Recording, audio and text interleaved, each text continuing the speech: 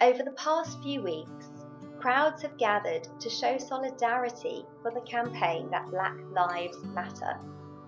The death of George Floyd in America almost 3 weeks ago has sparked anger and hurt at the acts of racism we see in our time.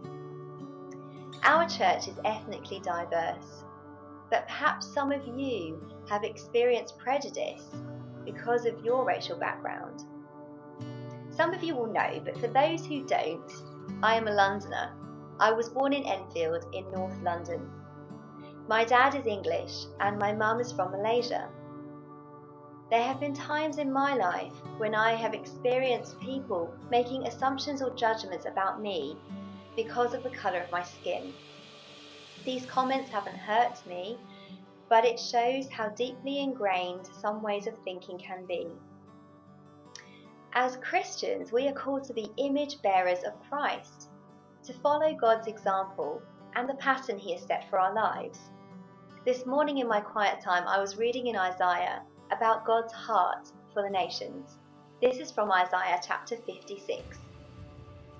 No foreigner who has joined himself to the Lord should say, "The Lord will exclude me from His people."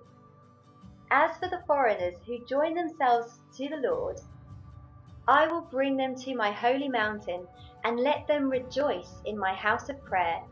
Their burnt offerings and sacrifices will be acceptable on my altar, for my house will be called a house of prayer for all nations.